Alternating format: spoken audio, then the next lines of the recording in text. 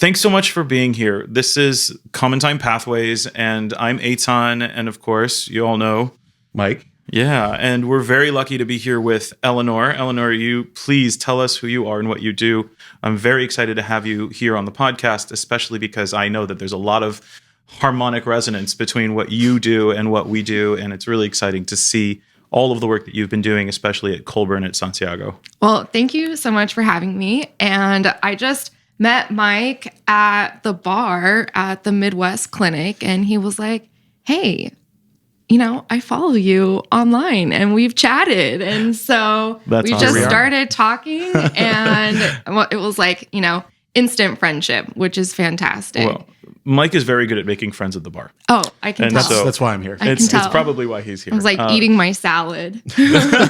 I'll tell you, Mike doesn't eat salads at the bar, though. That's I do not eat salads at the bar. His salads usually club herbal. Sandwich, maybe. Herbal and distilled is usually what it is.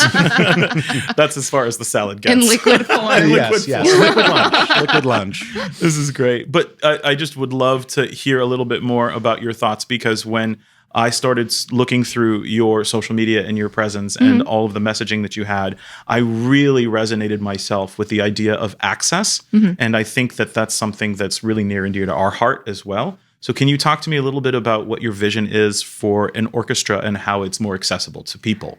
That is really tricky because orchestra, it's so inaccessible, right? So many orchestras are programming music by the proverbial dead white guys, right? Old dead white guys. Exactly. And so, part of being an educator and working with kids, especially at a very high level, is that I have the responsibility of teaching them how to play in these styles. So I can't program an entire concert that is devoid of the old dead white guy. Sure. And so I have to find a balance where I try to think of the entire year that I have with them, and can I give them a survey of as many important styles as possible? And then as I start having students from year to year, I look at my repertoire selections from past years and where I've been placing students and trying to identify what stylistic holes do we need to fill.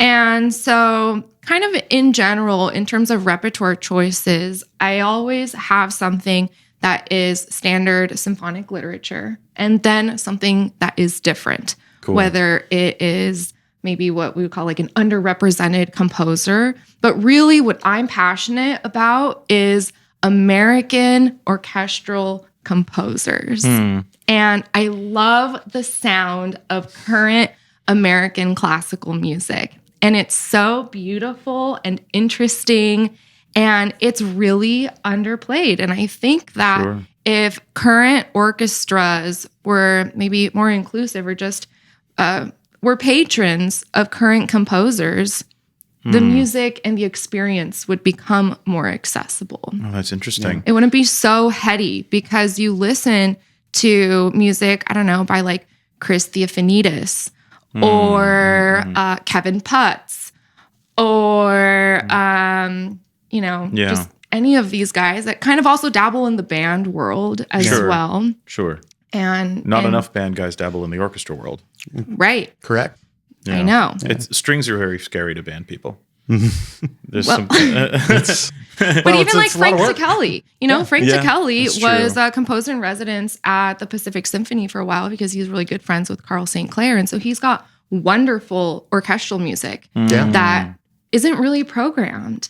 Well, that's really interesting. And I know that we're talking about accessibility in terms of the way that the programs are conceived and the way that you can envision a year of programming with students, especially young students, and exposing them to that.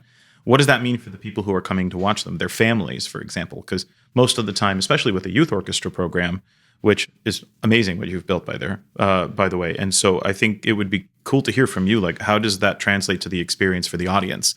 Do they feel like, because I know most symphony orchestras will program things like Beethoven because in theory, it sells tickets. I mean, Butts in seats. I am from Boston, and I am lucky enough to sing with the Tanglewood Festival Chorus and the Boston Symphony. And when Beethoven 9 happens, it's a full house every year, not just at Tanglewood, but also at Symphony Hall. So if that's the experience that audience members who are classical music going audience members typically want to hear, what kind of accessibility are we talking about for young families that are maybe newer to the orchestra scene in terms of audience member and like participation? What does that feel like to the audience when you program things that they haven't heard before? How do we prepare them to hear something they've never heard before, a melody they can't necessarily recognize from somewhere else? Sure. So I told Mike that I'm a yapper. Probably why we invited you to talk to us. That's part of the vibe here. I'm not afraid of talking to people. Yeah. And so in my concerts, I think it's really important to talk to the audience.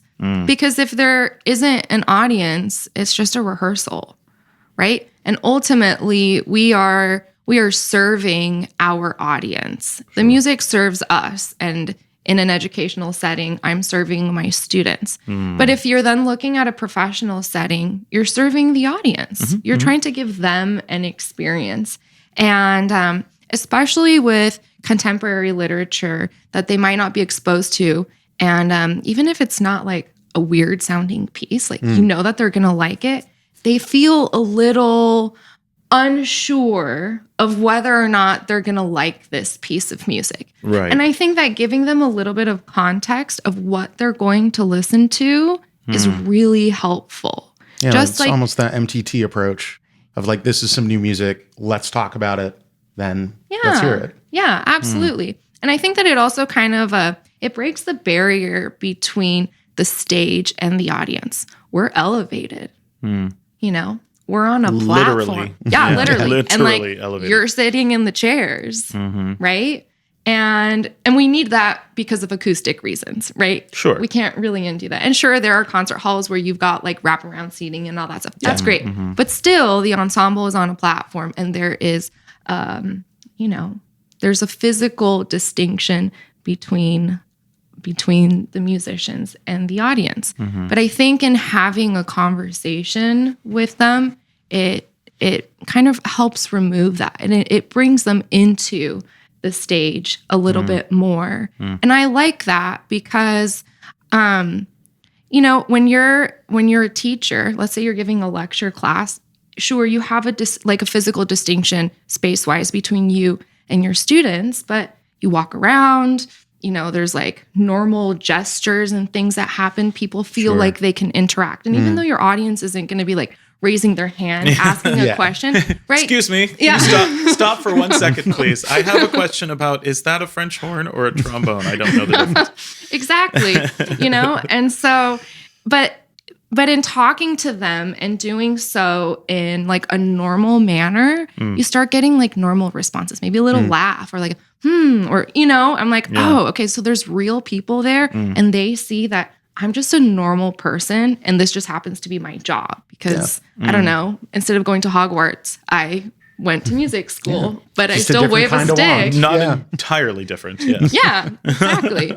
So I like that connection with the audience. And that's really important to me. The other thing is that at Colburn, I have a very large Hispanic population. And though my students are bilingual, many of them, some of their parents really don't speak a lot of English. And I translate everything of my concerts. I introduce myself first in Spanish and then in English. And then I'll explain one of the pieces that we're going to perform first in Spanish and then in English. And I was thinking a couple of weeks ago, like, am I doing this because it's a performative thing or does it actually connect? Because if you go to an LA Phil concert, they'll play the little like turn your cell phone off announcement in Spanish and also in English. And sometimes it can feel a little performative. You look at that audience and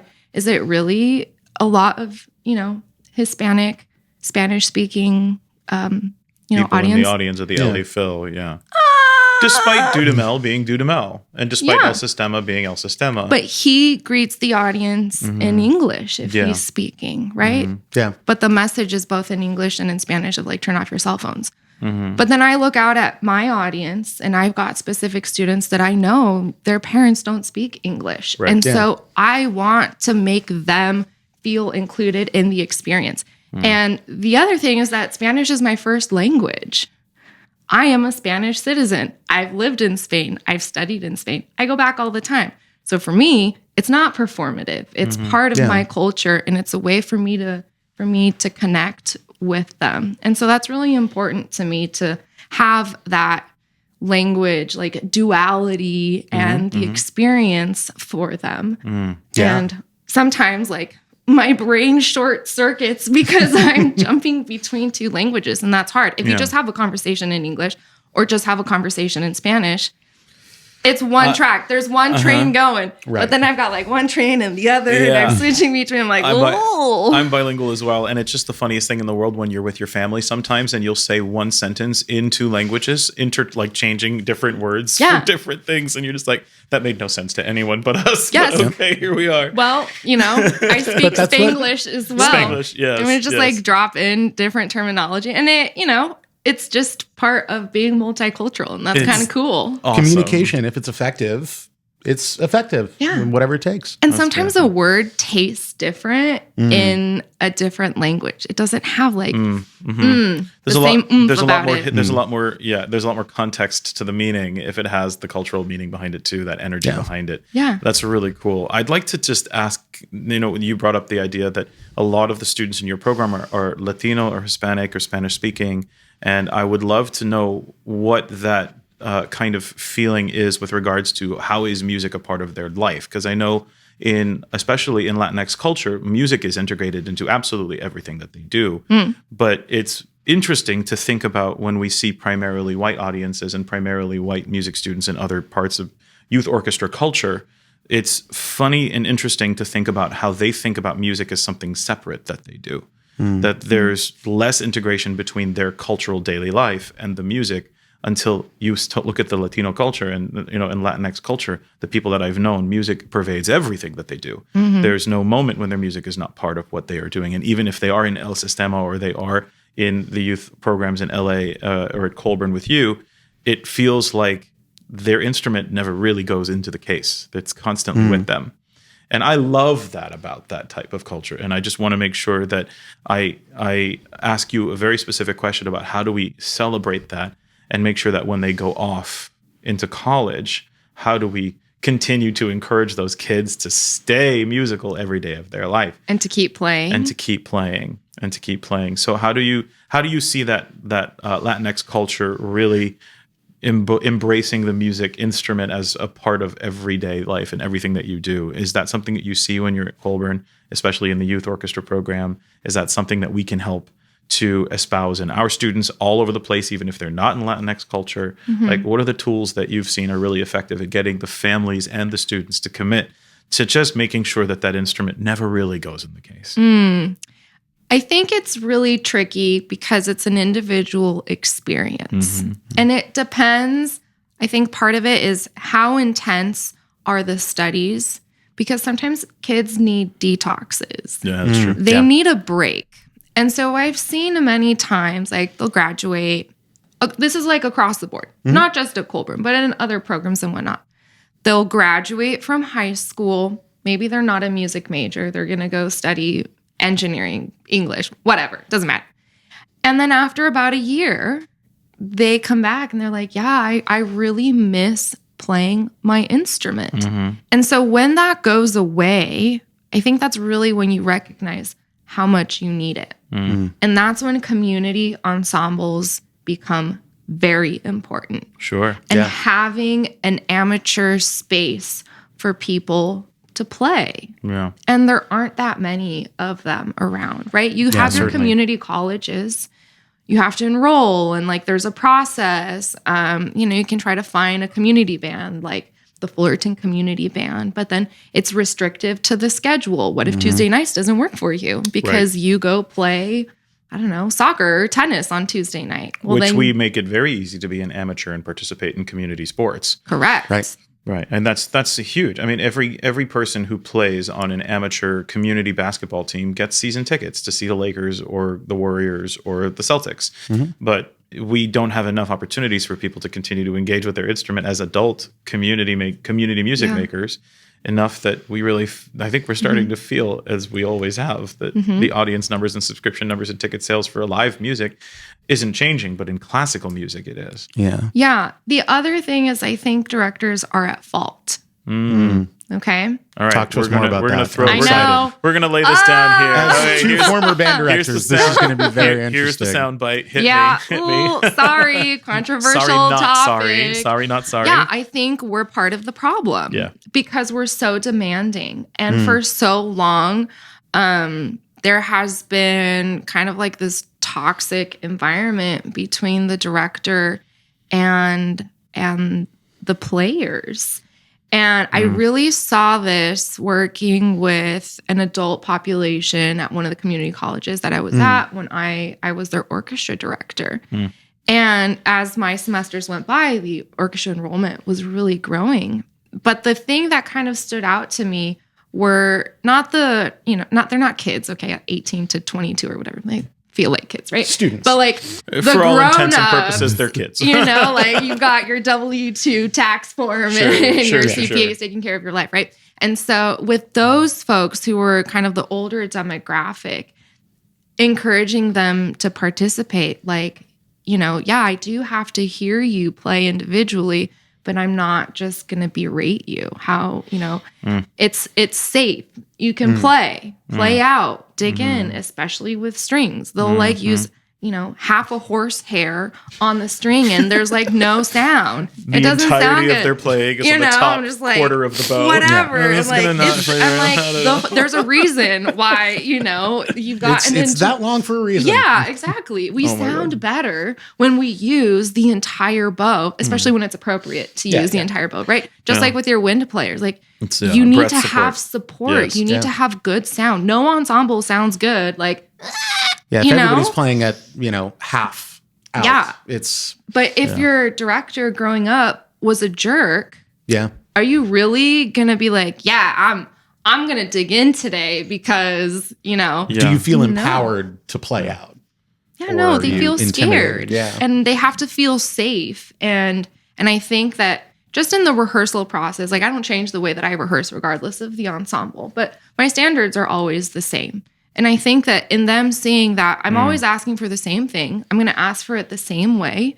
And the expectation is going to remain the same. Then they start feeling more comfortable. Like, oh, she's just addressing the music. That's it. And she's giving me the tools for how to do things in a way that she feels will make us all sound more together and better as an ensemble. And I also have to control my emotions because, when it's been like 3 weeks in a row and nobody has practiced, that's frustrating for me. There. Yeah. We have all been there, right? But I really don't think that like raising your voice is really helpful. No. And we've all had moments when we've slipped up. No one's perfect. Okay. And being rude is never the answer, especially as a community leader. Eric Hoffer had a wonderful quote, and I don't remember much else about him, so I hope I'm not going to get canceled for mentioning him, but I'm sure he's a great guy. But he had a quote I remember very frequently, which is that rudeness is the weak person's imitation of strength. And to me, as a leader of a community, especially as a symphony orchestra conductor, it's always very important to make sure that it's not necessarily the word professionalism. It's the word, not even composure. It's the word control. If you are in control of yourself, then you can be in control of a community and an energy. And you give what you get. You get what you give, obviously. And so we've all, been not only, we all have our moments, and we've also been victims of conductors who have lost their minds straight in front of us. Yes. If the relationship between a conductor and their orchestra is that of trust, that they trust that you're going to lead them in the right place, to the promised land, if you will, but then there's a moment where you lose control. Yes. Well, how do we trust this person to maintain this, on the straight and narrow here? I think people feel that when there's an outburst from the podium. It's like, they don't trust you. That's the thing, is that if it's an outburst, it means there's no trust. Exactly. It's really hard. And it's not that I struggle with it, but I recognize when I'm like, ooh, it's starting to get a little bit icky. Yeah. And in a past life, I was an elementary music teacher. Bless your heart. Okay. Okay. A job I could never do. It was Lord. the hardest job I have ever had. And when people poo-poo elementary music teachers, I'm like, no, Nope. you have never had a class of 25 6-year-olds Nope. that have the wiggles every 30 every seconds. minute. And you have to change your activity Yep. every couple of minutes. And what if there was like an SOS crisis in recess before because game over, little right. Susie wasn't Game invited over. to little Brian's birthday party, or somebody lost a bracelet, or, you know, and like And then there's a these, boom whacker battle right. in the middle of the classroom. yeah, these are like real emotional like tragedies For a for these 6-year-old, kids, yes. right? Yeah, And like, absolutely. oh my gosh, and they're always asking so many questions and so high energy, Yeah. and Everything's an emergency because it is. tomorrow might as well be next year for them. Yeah, their concept of time is so different than our Right. concept of time. And it's important to kind of honor that experience Yeah. and be that very calm, very safe adult in the room. Yeah. Yeah. Right? And then you see these outbursts happen with adults. And then, you know, Sometimes much worse than with 6-year-olds. yeah, but sometimes adults are just like little kids with big feelings in big bodies. And Yeah. That's true. and you know, I've had high school students, college students, and even adults just like have an outburst or break down. Have you ever taught middle school? I have. Me too. Yes, I've taught all the grades. I haven't done kindergarten. Okay. So I've done first grade Through everything. Yes. That's awesome. And You do know what they say, though, is that this is the running joke. If you like children, you can teach elementary school. And if you like your subject, you should teach high school. And if you hate yourself, you should teach middle school. you know, I That is love what they say. middle As a former schoolers. middle school teacher, I'm just joking, of course. I the middle school honestly teachers are loved the it. best. Because they're still little. Yeah. But you can kind of roast them a little bit. Oh, yeah. And They're becoming people. Exactly. Yeah, They're becoming but they're people still kind of slowly. cute, you know? If you, to be a truly great middle school teacher, I feel you have to be just a little bit crazy. And I love that. I mean, I Well- am more than a little bit crazy, which is why I think I did a pretty good job. And I'm sure you did a lovely job as well. Not to make any comments about your sanity. Hey, you know, I think we're all a little bit on the crazy train. We're all a if we little picked crazy. music, yeah.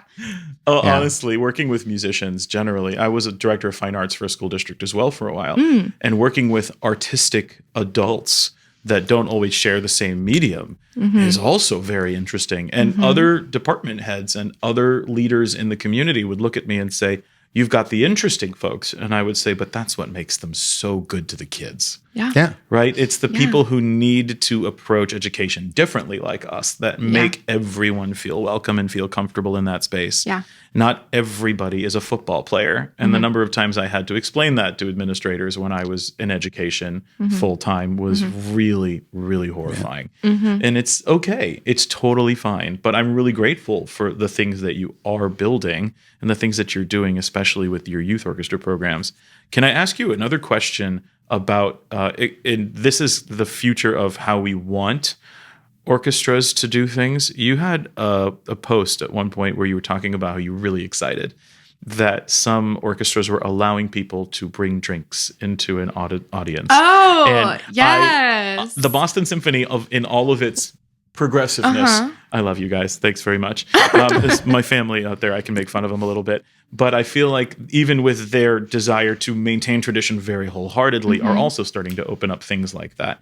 Especially even at Tanglewood, they're starting to allow people to take drinks into the audience seating. Into the shed. Into the shed. Oh, dear. But I think it's absolutely wonderful. And I've also spoken with folks who are thinking that cell phone usage in an audience is something that might actually be a way to continuously engage an audience during the piece.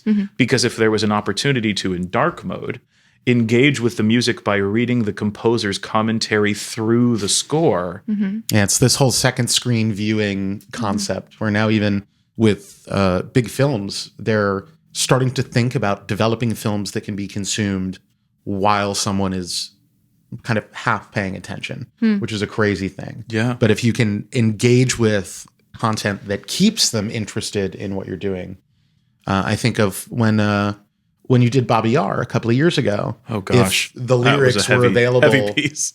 on a device Yeah. instead of up on the screen where people are probably zoning out. Right. Well, the super titles are super titles. Yeah. Right. And it's just so interesting to think about if we had actually been able to think about, and if there were exploratory opportunities for people to engage with the music and the history of the piece, because they can read their program notes on a printed copy if we really want. Why aren't we making them interactive on a dark screen?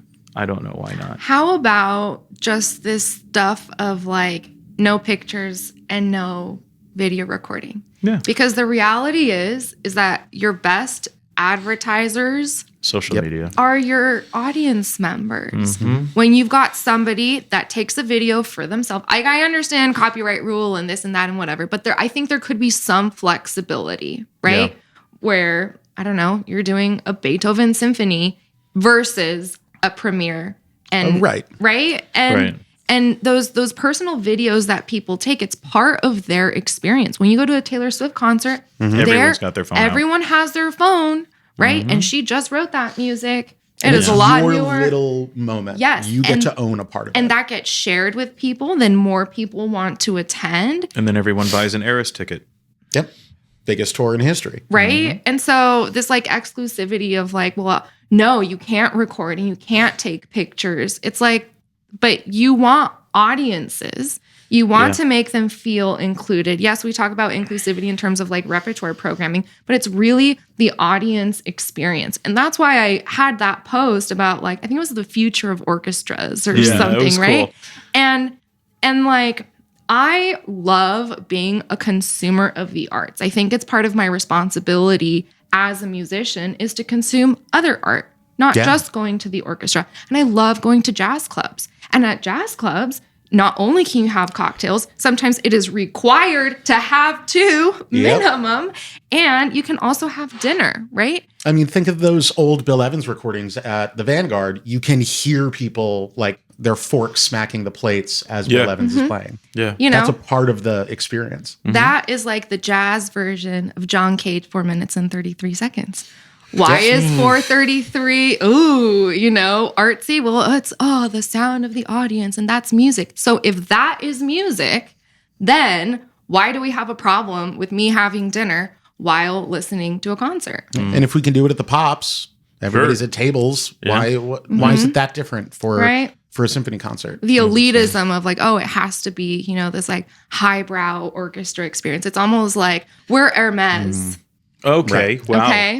That's definitely a comparison point. It's like, it's So, exclusive. but there is another piece though, which I do understand the aesthetic of not having a phone screen in front of you when you're trying to experience something as a group, right? And so the idea of, and I totally understand that I agree with you typically, and for the most part, that we do need to be more inclusive with how we engage with technology and also tolerate and give access to technology to our audiences during the shows.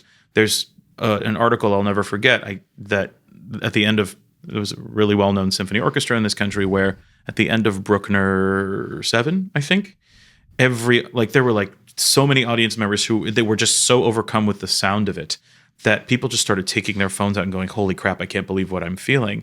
And that was the Gen Z community being in the audience and saying, I need to show people how amazing this is. Yeah. But the people who who are distracted by screens in that audience, of which there are many who are still of an older generation, who are distracted by screens no matter what, couldn't process why they wouldn't simply absorb that moment as a community and not have to share it on something like social media. And so it's not as if I don't think we should allow cell phones in audiences, the one who brought it up. But I'm wondering where we can find an acceptable balance where it's not, I'm just going to record the last 12 minutes of Mahler's Second Symphony because that organ is something else. You know what I mean? Yeah. Where do we create new etiquette around this? Is it our responsibility as providers of music to dictate how the audience should be perceiving that music? If it pisses off half our audience, maybe.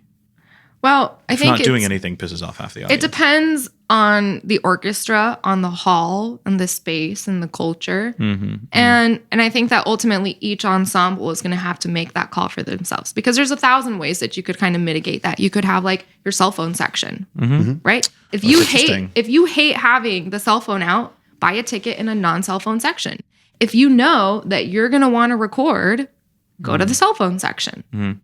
And if you have a cold, could you buy a cold section ticket? So Right? only people who sneeze and cough are in one place in the audience. You know, like All in isn't the unison. coughing? All in unison, only during You hear the little wrappers getting open Yeah. and the coughing and just that. during the diminuendo, though. It's fine. Yeah. No, absolutely. And, I think about, I'm a big fan of stand-up comedy. And I think about how stand-ups have tried to deal with these things.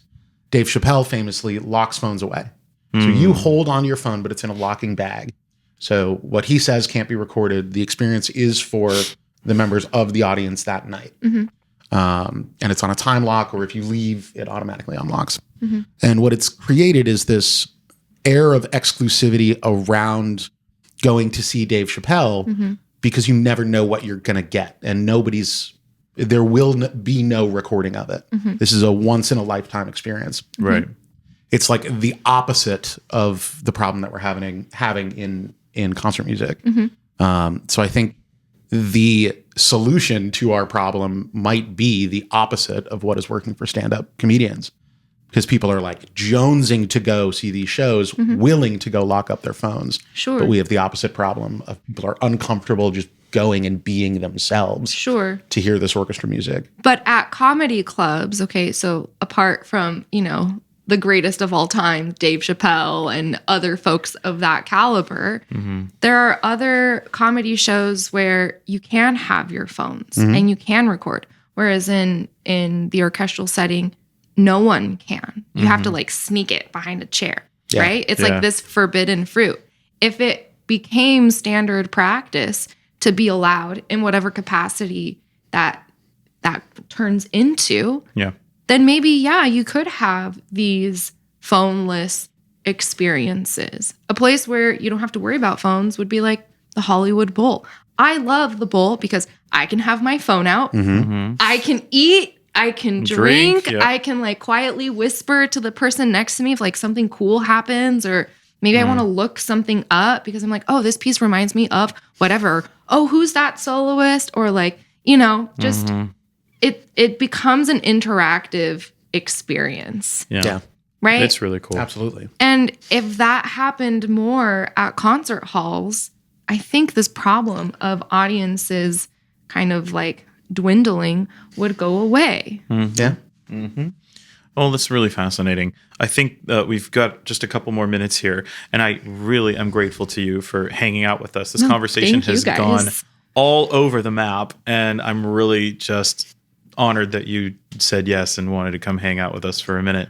I know that you're going to go back to the youth programs that you're working on, as well as your grad students and undergrads at Colburn and everything.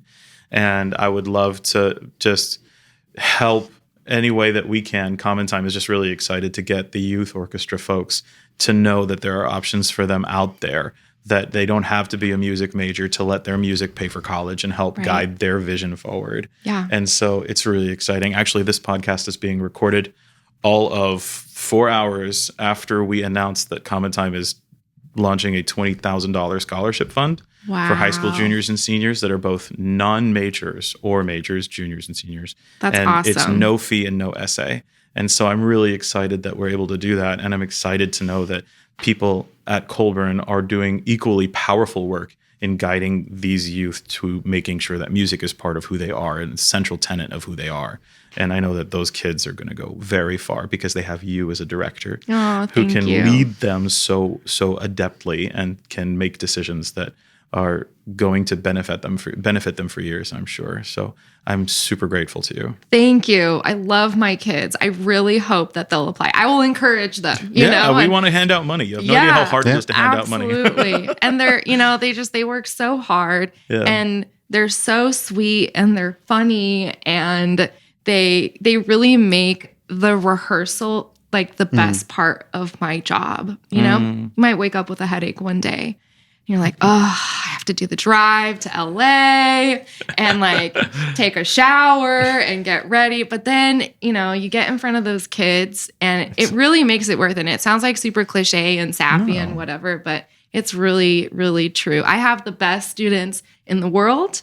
I am not biased. And, of course not. I stand by that. Yeah. We all have the best students in the world. No, it's all really, thank you. This is super cool. And I'm looking forward to visiting LA we're gonna be at NAMM, and I hope we get to see you because it's not far from. Oh, I need to make sure I from get home my and everything. ticket. Yeah. I know. John's here. We'll let him know. Okay. Yeah, easy peasy. No, thank you again so much. This was a lot of fun. Thank you Yeah. guys. I really appreciate Thanks it. for letting me crash at the bar, and Yeah. thanks for trusting us. And happy Coming and doing Hanukkah. this. Thank you. you. Thank Yeah, you very you're much. welcome. And Merry Christmas. Thank Happy you. New Year. All right. Well, this is great. Thanks again. Mhm.